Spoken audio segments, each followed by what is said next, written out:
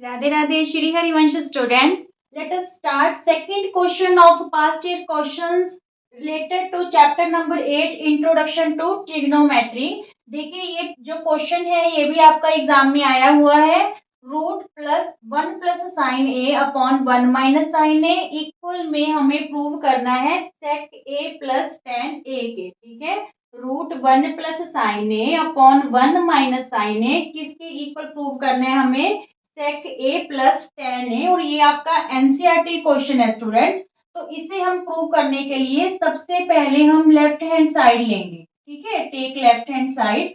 जैसे हमने 9th में रेशनलाइज के क्वेश्चन किए थे, इसको वैसे ही हम है जो सॉल्व करने वाले हैं।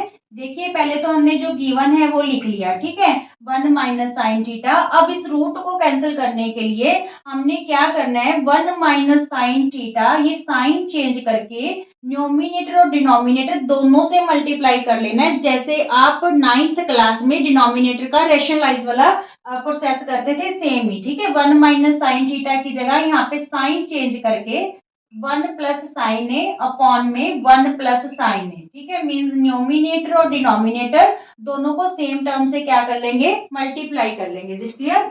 देखिए यहाँ पे 1 + sin a इंटू में 1 + sin a है, तो it's means 1 + sin a whole का क्या हो गया, स्क्वायर। और डिनोमिनेटर में देखिए 1 - sin a into 1 + sin a।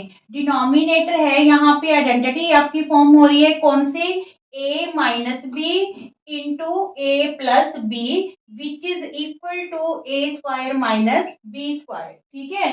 तो यहाँ पे a² मीन्स 1 का square minus sine square a। Clear?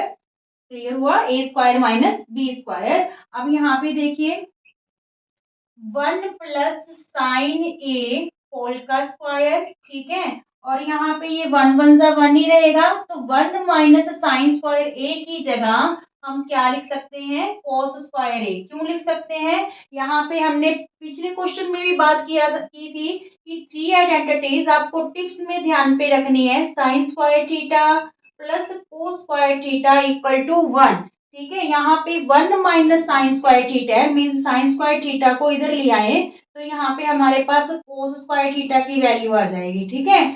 ये sin स्क्वायर थीटा इधर आके क्या हो गया, माइनस। तो 1 - sin स्क्वायर थीटा की जगह हम क्या पुट कर सकते हैं, cos स्क्वायर थीटा, ठीक है। देखिए इस साइन को देख के कंफ्यूज मत होना, ए भी लिख सकते हैं, थीटा फाई कोई भी है जो वो लेटर यूज कर सकते हैं। Is it clear? तो चलिए मीन्स ये कोई एंगल ही है, ठीक है, cos स्क्वायर थीटा।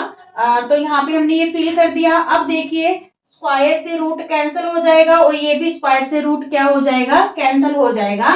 तो यहाँ पे इसको हम लिख लें 1 + sin a/में cos a होल का स्क्वायर है, ठीक है, और होल का रूट है। देखिए हमने ये जो स्क्वायर था इसे कॉमन ले लिया, 1 + sin a/cos a और होल का स्क्वायर, और ये रूट है, रूट से स्क्वायर क्या हो गया, कैंसिल।